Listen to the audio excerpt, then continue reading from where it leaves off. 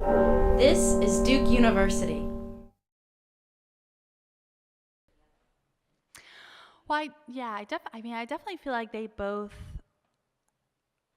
have important work to do, and both do work that the other genre can't. Sometimes I end up thinking about, okay, what are the different ways in which these two genres are liberating, or what are the freedoms that each one offers? And one of the freedoms that fiction offers is that when I'm creating a consciousness and then representing that consciousness from the inside, there's no way to kind of get it wrong in the same way, because the consciousness is something that I've made to begin with. So there's a permission embedded in working in the closed world of a fictional character, fictional plot. And so I think it takes a certain kind of pressure off.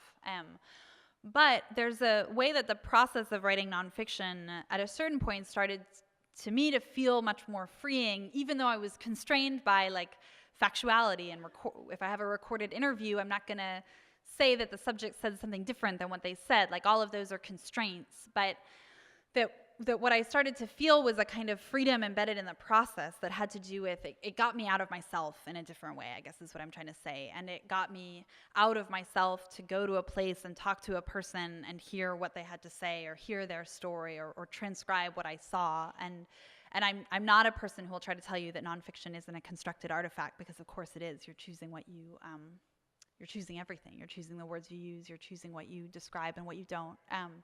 But I